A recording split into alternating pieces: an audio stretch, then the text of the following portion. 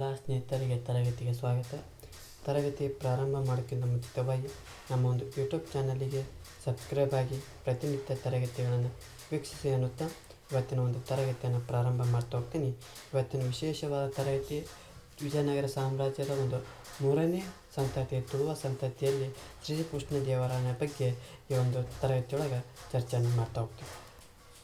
ಶ್ರೀಕೃಷ್ಣ ದೇವರಾಯನ ಒಂದು ಕಾಲಾವಧಿ ನೋಡೋದಾದ್ರೆ 1509ರಿಂದ 1529ರವರೆಗೂ ಇವನೊಂದು ಕಾಲಾವಧಿಯನ್ನು ನೋಡ್ತಾ ಹೋಗ್ತೀವಿ.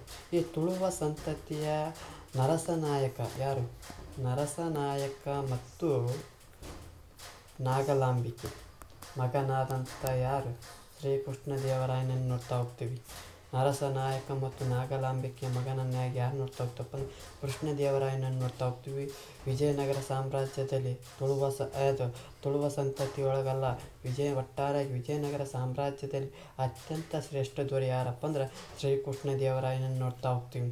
ಇವನ ಒಂದು ಆಳ್ವಿಕೆಯ ಅವಧಿಯೊಳಗೆ ವಿಜಯನಗರದ ಒಂದು ವೈಭವ ಅತ್ಯುತ್ತಮವಾಗಿರೋದನ್ನು ಕಾಣ್ತಾ ಹೋಗ್ತೀವಿ. ಆ ಜಗದ್ವಿಖ್ಯಾತರಾದಂಥ ಅಶೋಕ ಮಹಾರಾಜ, ಸಮುದ್ರಗುಪ್ತ, ಹರ್ಷವರ್ಧನರ ಒಂದು ಸಾಲಿನಲ್ಲಿ ನಿಲ್ಲುವಂಥ ಇವನು 20 ವರ್ಷಗಳ ಕಾಲ ಒಂದು ಆಳ್ವಿಕೆಯನ್ನು ಮಾಡ್ತಾ ಹೋಗ್ತಾನೆ.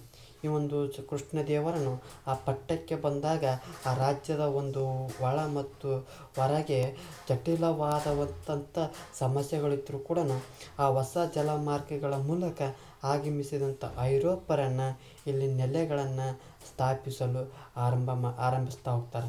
ಅಂದ್ರೆ ಇವನೊಂದು ಪಟ್ಟಾಧಿಕಾರ ಆದಂಥ ಸಂದರ್ಭದೊಳಗೆ ಅವನೊಂದು ರಾಜ್ಯದೊಳಗೆ ಒಳ ಒಂದು ಮತ್ತು ಹೊರಗೆ ಜಟಿಲವಾದಂಥ ಸಮಸ್ಯೆಗಳಿರೋದನ್ನು ಕಾಣ್ತಾ ಹೋಗ್ತೀವಿ. ಜೊತೆಗೆ ಹೊಸ ಜಲಮಾರ್ಗಗಳ ಮೂಲಕ ಆಗಮಿಸಿದಂಥ ಐರೋಪ್ಯರು ಅಂದ್ರೆ ಇಲ್ಲಿ ತಮ್ಮ ನೆಲೆಗಳನ್ನು ಸ್ಥಾಪಿಸಲು ಆರಂಭ ಮಾಡ್ತಾ ಹೋಗ್ತಾರೆ. ಜೊತೆಗೆ ಆ ಬಹುಮನಿ ರಾಜ್ಯದ 5 ಶಾಹಿ ಸುಲ್ತಾನರು ಆ ಕೃಷ್ಣದೇವರಾಯನ ವಿರುದ್ಧ ಕದನಕ್ಕಿಳಿತಾ ಹೋಗ್ತಾರೆ. ಅಂದ್ರೆ ಏನು ಬಹುಮನಿ ಸಾಮ್ರಾಜ್ಯ ಅಂತ ಹೇಳ್ತಾ ಹೋಗ್ತಾನಲ್ಲ, ಆ ಬಹುಮನಿ ಸಾಮ್ರಾಜ್ಯವು 5 ಮನೆತನಗಳನ್ನು ನೋಡ್ತಾ ಹೋಗ್ತೀವಿ. ಅವರನ್ನು ಶಾಹಿ ಸುಲ್ತಾನರು ಅಂತ ಕರಿತಾ ಹೋಗ್ತೀವಿ. ಈ 5 ಶಾಹಿ ಸುಲ್ತಾನರು ಈ ಕೃಷ್ಣದೇವರಾಯನ ಒಂದು ವಿರುದ್ಧ ಕದನಕ್ಕಿಳ್ತಾ ಹೋಗ್ತಾರೆ. ಜೊತೆಗೆ ಆ ಉಮ್ಮತ್ತೂರಿನ ಸಾಮಂತ ಆ ಸಾಮಂತ ಅರಸನಾದಂಥ ಒರಿಸ್ಸಾದ ಒಂದು ಅರಸರು ಈ ವಿಜಯನಗರದ ಒಂದು ಮೇಲೆ ಅಗೆತನ ಸಾಧಿಸ್ಬೇಕಂತಂದು ಕಾಯ್ಕೊಂತ ಇರ್ತಾರೆ. ಇಂಥ ಸಂದರ್ಭದೊಳಗೆ ಈ ಒಂದು ಶ್ರೀಕೃಷ್ಣ ದೇವರಾಯನು ಪಟ್ಟಾಧಿಕಾರ ಆಗಿ ತಮ್ಮ ಒಂದು ಆಡಳಿತವನ್ನು ಮಾಡೋಕ್ಕೆ ಪ್ರಾರಂಭ ಮಾಡ್ತಾ ಹೋಗ್ತಾನೆ. ಒಟ್ಟಾರೆಯಾಗಿ ಈ ಒಂದು ಶ್ರೀಕೃಷ್ಣ ದೇವರನ ಸೈನಿಕ ಸಾಧನೆಗಳು ನೋಡ್ತಾ ಹೋಗೋಣ. ಇಲ್ಲಿ ಒಬ್ಬರು ರಾಬರ್ಟ್ ಸಿಲೆ, ಯಾರು? ರಾಬರ್ಟ್ ಸಿವೆಲ್ ನೋಡ್ತಾ ಹೋಗ್ತೀವಿ. ಇವನು ಏನು ಹೇಳ್ತಾ ಹೋಗ್ತಾನಪ್ಪ, ಈ ಕೃಷ್ಣದೇವರಾಯನ ಒಂದು ಅವನ ಬಗ್ಗೆ ಏನು ಹೇಳ್ತಾ ಹೋಗ್ತಾನಪ್ಪ ಅಂದ್ರೆ ಆ ಕೃಷ್ಣದೇವರಾಯನು ಅಸಾಮಾನ್ಯ ಪರಾಕ್ರಮಿ. ಯಾರು? ಕೃಷ್ಣದೇವರಾಯನು ಅಸಾಮಾನ್ಯ ಪರಾಕ್ರಮಿ, ಚತುರ ಸೇನಾನಿ, ರಾಜತಂತ್ರ ನಿಪುಣ ಅಂತಂದು ಹೇಳ್ತಾ ಹೋಗ್ತಾನೆ. ಇವನು ಎಲ್ಲ ಯುದ್ಧಗಳನ್ನು ಜಯಿಸಿ ದಕ್ಷಿಣದಲ್ಲಿ ವಿಜಯನಗರ ಸಾಮ್ರಾಜ್ಯವನ್ನು ವಿಸ್ತರಿಸಿದನು.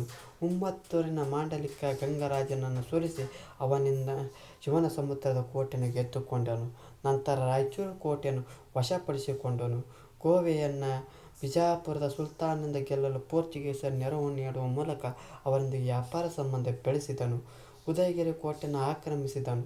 ಉದಯಗಿರಿಯನ್ನು ಗೆಲ್ಲುವಾಗ ರಾಯನು, ನಾನು ಗೆಲ್ಲಲಾರದಂಥ ಪ್ರಬಲ ಕೋಟೆಯೇ ಇದು ಎಂದು ಈ ಕೋಟೆಯನ್ನು ಗೆದ್ದುಕೊಳ್ಳದೆ ಬಿಡನೆ ಅಂತಂದು ತನ್ನ ರಾಯನು ಈ ಮಾತನ್ನು ಆ ಒಂದು ಕಾರ್ಯಚಲವನ್ನು ತೋರಿಸ್ತಾ ಹೋಗ್ತು. ಅಂದ್ರೆ ಈ ರಾಬರ್ಟ್ ಸಿಲೆ ಏನು ಹೇಳ್ತಾ ಹೋಗ್ತಾನಪ್ಪ ಅಂದ್ರೆ ಅಸಾಮಾನ್ಯವಾದಂಥ ಪರಾಕ್ರಮಿ ನೋಡ್ತಾ ಹೋಗ್ತೀವಿ, ಚತುರವಾದಂಥ ಸೇನಾನಿ, ರಾಜತಂತ್ರ ನಿಪುಣ, ಇವೆಲ್ಲ ಏನು ಮಾಡ್ತಾ ಹೋಗ್ತಪ್ಪ, ಇವನು ಎಲ್ಲ ಯುದ್ಧಗಳನ್ನು ಜಯಿಸ್ತಾ ಹೋಗ್ತಾನೆ. ಜೊತೆಗೆ ಆ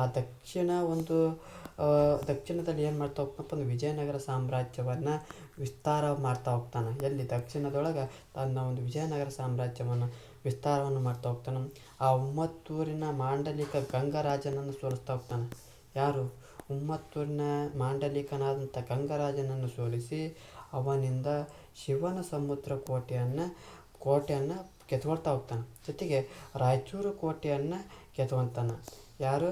ಕೃಷ್ಣದೇವರಾಯ ರಾಯಚೂರು ಕೋಟೆಯನ್ನು ವಶಪಡಿಸಿಕೊಂಡು ಗೋವೆಯನ್ನು ಬಿಜಾಪುರ ಸುಲ್ತಾನನಿಂದ, ಯಾವುದು? ಗೋವಾವನ್ನು ಬಿಜಾಪುರ ಸುಲ್ತಾನನಿಂದ ವಶಪಡಿಸಿಕೊಳ್ಳೋ ಸಲುವಾಗಿ ಏನು ಮಾಡ್ತಾ ಹೋಗ್ತಾನಪ್ಪ ಅಂದ್ರೆ ಆ ಪೋರ್ಚುಗೀಸರಿಗೆ ಏನು ಮಾಡ್ತಾ ಹೋಗ್ತಾನಪ್ಪ ಅಂದ್ರೆ ಸಹಾಯ ಮಾಡ್ತಾ ಹೋಗ್ತಾನೆ. ಅಂದ್ರೆ ನೆರವು ಕೊಡ್ತಾ ಹೋಗ್ತಾನೆ. ಯಾರಿಗೆ? ಪೋರ್ಚುಗೀಸರಿಗೆ ನೆರವು ನೀಡುವ ಮೂಲಕ ಏನು ಮಾಡ್ತಾ ಹೋಗ್ತಾನಪ್ಪ ಅಂದ್ರೆ ಆ ಗೋವನ್ನು ವಶಪಡಿಸಿಕೊಂಡು ಅವರೊಂದಿಗೆ ಉತ್ತಮವಾದಂಥ ವ್ಯಾಪಾರ ಸಂಬಂಧವನ್ನು ಬೆಳೆಸ್ಕೊತಾ ಹೋಗ್ತಾನೆ. ಯಾರಿಗೆ? ಈ ಗೋವಾವನ್ನು ಆ ಬಹುಮನಿ ಸುಲ್ತಾನಿಂದ ಗೆಲ್ಲೋಕ್ಕೆ ಸಲುವಾಗಿ ಈ ಪೋರ್ಚುಗೀಸರಿಗೆ ಏನು ಮಾಡ್ತಾ ಹೋಗ್ತಪ್ಪ ಅಂದ್ರೆ ಸಹಾಯ ಮಾಡ್ತಾನೆ. ಈ ಸಹಾಯ ಮಾಡೋದಂತೆ ಈ ಪೋರ್ಚುಗೀಸರೊಂದಿಗೆ ಉತ್ತಮವಾದಂಥ ವ್ಯಾಪಾರ ಸಂಬಂಧವನ್ನು ಈ ಶ್ರೀಕೃಷ್ಣದೇವರಾಯ ಬೆಳೆಸ್ಕೊಳ್ತಾ ಹೋಗ್ತಾನೆ. ಜೊತೆಗೆ ಆ ಉದಯಗಿರಿ ಕೋಟೆಯನ್ನು ಗೆಲ್ಲುವಾಗ ಅಂದ್ರೆ ಉದಯಗಿರಿ ಕೋಟೆಯನ್ನು ಗೆಲ್ಲುವಂಥ ಸಂದರ್ಭದೊಳಗೆ ಆ ರಾಯನು ಹೇಳ್ತಾ ಹೋಗ್ತಾನೆ. ಏನಂತ ಹೇಳ್ತಾ ಹೋಗ್ತಾನೆ? ನಾನು ಗೆಲ್ಲಲಾರದಂಥ ಪ್ರಬಲವಾದ ಕೋಟೆಯೇ ಇದು, ಇದು ಒಂದೇ ದಿನದಲ್ಲಿ ಈ ಕೋಟೆಯನ್ನು ಗೆದ್ದುಕೊಳ್ಳದೆ ಬಿಡೇನು ಅಂತ ಹೇಳ್ತಾ ಹೋಗ್ತಾನೆ. ಅಂದ್ರೆ ಈ ಒಂದು ನಾನು ಗೆಲ್ಲಲಾರಂಥ ಪ್ರಬಲ ಕೋಟೆಯೇ ಇದು ಅಂತೇಳಿ ಇನ್ನು ಒಂದೇ ದಿನದಲ್ಲಿ ಈ ಕೋಟೆಯನ್ನು ಗೆದ್ದು ಬಿಡೇನು ಅಂತಂದು ಆ ರಾಯನು ಈ ಮಾತು ಆತನ ಒಂದು ಕಾರ್ಯ ಸಾಧನೆ, ತನ್ನ ಒಂದು ಏನದು ಯುದ್ಧ ನೀತಿ ಮತ್ತು ಆ ಒಂದು ಧೈರ್ಯವನ್ನು ಅವನ ಮಾತಿನಲ್ಲಿ ನೋಡ್ತಾ ಹೋಗ್ತೀವಿ. ಜೊತೆಗೆ ಆ ಕಳಿಂಗದ ರಾಜಧಾನಿಯಾದಂಥ ಕಟಕ್, ಯಾವ ರಾಜಧಾನಿ? ಆ ಕಳಿಂಗದ ರಾಜಧಾನಿಯಾದಂಥ ಕಟಕ್ಕನ್ನು ಜಯಿಸಿ ಅಲ್ಲಿ ಗಜಪತಿ ವಂಶದ ಪ್ರತಾಪರುದ್ರ ದೇವನನ್ನು ಸೋಲಿಸಿ ಅವನೊಂದಿಗೆ ವೈವಾಹಿಕ ಸಂಬಂಧವನ್ನು ಬೆಳೆಸ್ತಾ ಹೋಗ್ತಾನೆ. ಯಾರೊಂದಿಗೆ ವೈವಾಹಿಕ ಸಂಬಂಧವನ್ನು ಬೆಳೆಸ್ತಾ ಹೋಗ್ತಾನಪ್ಪ ಅಂದ್ರೆ ಆ ಪ್ರತಾಪರುದ್ರದೇವನೊಂದಿಗೆ ವೈವಾಹಿಕ ಸಂಬಂಧ ಬೆಳೆಸ್ತಾನೆ. ಈ ಪ್ರತಾಪರುದ್ರದೇವ ಯಾರು? ಆ ಗಜಪತಿ ವಂಶದ ದೊರೆ ಆಗಿರ್ತಾನೆ. ಅಂದ್ರೆ ಈ ಒಂದು ಕಳಿಂಗದ ರಾಜಧಾನಿಯಾದಂಥ ಕಟಕ್ನನ್ನು ಜಯಿಸಿ ಆ ಒಂದು ಗಜಪತಿ ವಂಶದ ಪ್ರತಾಪರುದ್ರ ದೇವನನ್ನು ಸೋಲಿಸಿ ಅವನೊಂದಿಗೆ ವೈವಾಹಿಕ ಸಂಬಂಧವನ್ನು ಕೃಷ್ಣದೇವರಾಯನು ಬೆಳೆಸ್ಕೊಳ್ತಾ ಹೋಗ್ತಾನೆ. ನಂತರದಲ್ಲಿ ಆ ಕೃಷ್ಣದೇವರಾಯನು ಬಿಜಾಪುರ ಅಂದರೆ ಈಗಿನ ವಿಜಯಪುರ ಅಂತ ಕರಿತಾ ಹೋಗ್ತಲ್ಲ, ಅಲ್ಲಿನ ಒಂದು ಬಿಜಾಪುರದ ಆದಿಲ್ ಶಾಹನನ್ನು ಸೋಲಿಸಿ ರಾಯಚೂರನ್ನು ಗೆದ್ಕೊಳ್ತಾ ಹೋಗ್ತಾನೆ. ರಾಯಚೂರು ಮುತ್ತಿಗೆ ಒಂದು ಆರಂಭದಲ್ಲಿ ಆ ರಾಯನು ಸೈನಿಕರನ್ನು ಉದ್ದೇಶಿಸಿ ಹೇಳ್ತಾ ಹೋಗ್ತಾನೆ. ಈ ಪ್ರಪಂಚದಲ್ಲಿ ಎಲ್ಲರೂ ಸಾಯಲೇಬೇಕು, ಯುದ್ಧದಲ್ಲಿ ಮಡಿದರೆ ವೀರ ಸ್ವರ್ಗ, ಗೆದ್ದರೆ ವಿಜಯಲಕ್ಷ್ಮಿ, ಆದ್ದರಿಂದ ಎಲ್ಲರೂ ನನ್ನೊಡನೆ ಬನ್ನಿ, ಏಡಿಗಳಾಗಬೇಡಿ ಎಂದು ಅವರನ್ನು ಹೊರದಿರ್ತಾ ಹೋಗ್ತಾನೆ. ಅಂದ್ರೆ ಈ ಕೃಷ್ಣದೇವರು ಏನು ಮಾಡ್ತಾ ಹೋಗ್ತಾನಪ್ಪ ಅಂದ್ರೆ ಆ ರಾಯಚೂರಿಯ ಒಂದು ಮುತ್ತಿಗೆಯಲ್ಲಿ ಅಂದ್ರೆ ಬಹುಮನಿ ಸುಲ್ತಾನದಂಥ ಆದಿಲ್ ಶಾಹನು ಆ ಒಂದು ಬಿಜಾಪುರದಿಂದ ರಾಯಚೂರನ್ನು ಗೆದ್ಕೊಳ್ತಾ ಹೋಗ್ತಾನೆ. ಆ ರಾಯಚೂರು ಮುತ್ತಿಗೆ ಒಂದು ಆರಂಭದೊಳಗೆ ಆ ರಾಯಚೂರ ಒಂದು ಕೃಷ್ಣದೇವರ ಸೈನಿಕರು ಎದುರ್ತಾ ಇತ್ತು. ಆ ಸೈನಿಕರನ್ನು ಉದ್ದೇಶಿಸಿ ಏನು ಹೇಳ್ತಾ ಹೋಗ್ತಾನಪ್ಪ ಅಂದ್ರೆ ಈ ಪ್ರಪಂಚದಲ್ಲಿ ಎಲ್ಲರೂ ಸಾಯಲೇಬೇಕು, ಈ ಸಾಯದಿದ್ದರೆ ಯುದ್ಧದಲ್ಲಿ ಮಾಡಿದ ವೀರ ಸ್ವರ್ಗ ಸಿಗ್ತೈತಿ, ಗೆದ್ದರೆ ವಿಜಯಲಕ್ಷ್ಮಿ ಅಂತಂದು ಆದ್ದರಿಂದ ಎಲ್ಲರೂ ನನ್ನೊಡನೆ ಬನ್ನಿ, ಏಡಿಗಳಾಗಬೇಡ ಅಂತಂದು ಸೈನಿಕರಿಗೆ ಹುರಿದುಂಬಿಸ್ತಾ ಹೋಗ್ತಾನೆ. ಜೊತೆಗೆ ಆ ರಾಯಚೂರು, ಬೀದರ್, ಕಲಬುರಗಿ ಕೋಟೆಗಳನ್ನು ವಶಪಡಿಸಿಕೊಂಡು ಕೃಷ್ಣದೇವರಾಯನು ಆ ಬಹುಮನಿ ರಾಜ್ಯದ ಪ್ರಧಾನಿಯಾದಂಥ ಕಾಸಿಂ ಭರಿತನನ್ನು ಸೋಲಿಸಿ ಅವನು ಬಂಧಿಸಿದಂಥ ಅಪ್ರಾಪ್ತ ವಯಸ್ಕ ಸುಲ್ತಾನನಾದಂಥ 2ನೇ ಮಹಮ್ಮದ್ ಶಾನನ್ನು ಬಿಡುಗಡೆಗೊಳಿಸಿ ಸಿಂಹಾಸನದ ಮೇಲೆ ಪ್ರತಿಷ್ಠಾಪನೆ ಮಾಡ್ತಾ ಹೋಗ್ತಾನೆ. ಅಂದ್ರೆ ಈ ರಾಯಚೂರು, ಬೀದರು, ಕಲಬುರಗಿ ಕೋಟೆಯನ್ನು ವಶಪಡಿಸಿಕೊಂಡ ನಂತರ ಆ ಬಹುಮನಿ ರಾಜ್ಯದ ಪ್ರಧಾನಮಂತ್ರಿ ಆದಂಥ ಕಾಸಿಂ ಭರಿತನನ್ನು ಸೋಲಿಸ್ತಾನೆ. ಯಾರು? ಕೃಷ್ಣದೇವರ ಈ ಒಂದು ಬಹುಮನಿ ರಾಜ್ಯದ ಪ್ರಧಾನಮಂತ್ರಿ ಆದಂಥ ಕಾಸಿಂ ಭರಿತನನ್ನು ಸೋಲಿಸಿ ಆ ಬಂಧನದಲ್ಲಿ ಇರಿಸಿದಂಥ ಅಪ್ರಾಪ್ತ ವಯಸ್ಕನಾದಂಥ 2ನೇ ಮಹಮ್ಮದ್ ಶಾನನ್ನು ಬಿಡುಗಡೆಗೊಳಿಸಿ ಸಿಂಹಾಸನದ ಮೇಲೆ ಪ್ರತಿಷ್ಠಾಪನೆ ಮಾಡ್ತಾ ಹೋಗ್ತಾನೆ. ಈ ಒಂದು ಪ್ರತಿಷ್ಠಾಪಿಸಿದಂಥ ಇವನಿಗೆ ಯವನ ರಾಜ್ಯ ಪ್ರತಿಷ್ಠಾಪನಾಚಾರ್ಯ ಎಂಬ ಬಿರುದನ್ನು ಬರ್ತಾ ಹೋಗ್ತೈತಿ. ಅಂದ್ರೆ ಯವನ ರಾಜ್ಯ ಪ್ರತಿಷ್ಠಾಪನಾಚಾರ್ಯ ಅಂತಂದು ಕೃಷ್ಣದೇವರಾಯನಿಗೆ ಈ ಒಂದು ಬಿರುದನ್ನು ಕಾಣ್ತಾ ಹೋಗ್ತವೆ. ಈ ಕೃಷ್ಣದೇವರಾಯನು ಆ ಮರಣ ಹೊಂದಿದಾಗ ವಿಜಯನಗರ ಸಾಮ್ರಾಜ್ಯವು ಅತ್ಯಂತ ವಿಶಾಲವಾಗಿರೋದನ್ನು ನೋಡ್ತಾ ಹೋಗ್ತೀವಿ. ಎಲ್ಲ ದಿಕ್ಕುಗಳ ಕಡೆಗೂ ವಿಸ್ತಾರವಾಗಿರೋದನ್ನು ಕಾಣ್ತಾ ಹೋಗ್ತೀವಿ. ನಂತರದಲ್ಲಿ ಈ ಕೃಷ್ಣದೇವರಾಯ ಯುದ್ಧ ನೈಪುಣ್ಯ ಜೊತೆಗೆ ಸಮರ್ಥ ಆಡಳಿತಗಾರನಾಗಿರೋದನ್ನು ಕಾಣ್ತಾ ಹೋಗ್ತೀವಿ. ಕೇವಲ ಯುದ್ಧದ ಮೂಲಕ ಆ ಒಂದು ವಿಸ್ತಾರ ಮಾಡಿರಲ್ಲ, ಜೊತೆಗೆ ಸಮರ್ಥನಾದಂಥ ಆಡಳಿತಗಾರನಾಗಿರೋದನ್ನು ಕಾಣ್ತಾ ಹೋಗ್ತೀವಿ. ರಾಜ್ಯಾಡಳಿತ ವಿಚಾರದಲ್ಲಿ ಬಂದಪ್ಪ ಅಂದ್ರೆ ಈತನಿಗಿದ್ದಂಥ ವ್ಯಾವಹಾರಿಕ ಜ್ಞಾನವನ್ನು ಇವನು ಬರೆದಂಥ ತೆಲುಗು ಭಾಷೆಯೊಳಗಿರುವಂಥ ಅಮುಕ್ತ ಮೌಲ್ಯ ಆ ಒಂದು ರಾಜ್ಯಾಡಳಿತದ ಬಗ್ಗೆ ತಿಳಿಸ್ತಾ ಹೋಗ್ತೈತಿ. ಇದು ಯಾವ ಭಾಷೆದೊಳಗೆ ಐತಪ್ಪ ಅಂದ್ರೆ ಯಾವ ಭಾಷೆದೊಳಗೈತಿ? ತೆಲುಗು ಭಾಷೆದೊಳಗಿರೋದನ್ನು ಕಾಣ್ತಾ ಹೋಗ್ತೀವಿ. ಈ ಕೃಷ್ಣದೇವರಾಯನು ಒಂದು ರಾಜ್ಯಾಡಳಿತ ವಿಚಾರದಲ್ಲಿ ಆ ಒಂದು ವ್ಯಾವಹಾರಿಕ ಜ್ಞಾನವನ್ನು ಮುಕ್ತ ಮೌಲ್ಯದ ಅಂದರೆ ತೆಲುಗು ಭಾಷೆಯೊಳಗೆ ಆ ಒಂದು ಜ್ಞಾನವನ್ನು ತಿಳಿಸ್ತಾ ಹೋಗ್ತೈತಿ. ಜೊತೆಗೆ ಆ ಕೃಷಿ ವಿಸ್ತರಣೆಗಾಗಿ ನೀರಾವರಿ ಅನುಕೂಲತೆಗಳನ್ನು ಒದಗ್ತಾ ಹೋಗ್ತಾರೆ. ಜೊತೆಗೆ ಉತ್ತಮವಾದಂಥ ಪೋರ್ಚುಗೀಸರೊಂದಿಗೆ ಉತ್ತಮವಾದಂಥ ಸ್ನೇಹದಿಂದ ವ್ಯಾಪಾರ ಸಂಬಂಧವನ್ನು ಹೊಂದಿಕೊಂಡಿದ್ದ. ಜೊತೆಗೆ ಆ ಮದುವೆಯ ಮೇಲಿನ ತೆರಿಗೆಯನ್ನು ರದ್ದು ಮಾಡಿರೋದನ್ನು ಕಾಣ್ತಾ ಹೋಗ್ತೀವಿ. ಇದಷ್ಟೇ ಅಲ್ಲದೆ ಕಲೆ, ಸಾಹಿತ್ಯ, ಧರ್ಮಗಳ ಒಂದು ಶ್ರೇಷ್ಠ ಪೋಷಕನಾಗಿದ್ದನು. ಈತನ ಒಂದು ಆಸ್ಥಾನದೊಳಗೆ ಅಷ್ಟದಿಗ್ಗಜರನ್ನು ನೋಡ್ತಾ ಹೋಗ್ತೀವಿ. ಯಾರ ಆಸ್ಥಾನದೊಳಗೆ ಅಷ್ಟದಿಗ್ಗಜರನ್ನು ನೋಡ್ತಾ ಹೋಗ್ತಪ್ಪ ಅಂದ್ರೆ ಇವನ ಒಂದು ಕೃಷ್ಣದೇವನ ಆಸ್ಥಾನದೊಳಗೆ ದಿಗ್ಗಜರೆಂಬ ಕವಿಗಳನ್ನು ನೋಡ್ತಾ ಹೋಗ್ತೀವಿ. ಕೇವಲ ಆಡಳಿತಗಾರದ ಆಗಿರೋದಲ್ಲದೆ ಯುದ್ಧ ನೈಪುಣ್ಯದ ಜೊತೆಗೆ ಅಲ್ಲದೆ ಸ್ವತಃ ಏನಾಗಿತ್ತಪ್ಪ ಅಂದ್ರೆ ಕವಿ ಆಗಿರೋದನ್ನು ಕಾಣ್ತಾ ಹೋಗ್ತೀವಿ. ಯಾಕಪ್ಪ ಅಂದ್ರೆ ಇವನೇ ರಚಿಸಿದಂಥ ಒಂದು ಜಾಂಬವತಿ ಕಲ್ಯಾಣ ನಾಟಕವನ್ನು ನೋಡ್ತಾ ಹೋಗ್ತೀವಿ. ಯಾವ ಕೃತಿ? ಜಾಂಬವತಿ ಕಲ್ಯಾಣ ನಾಟಕ.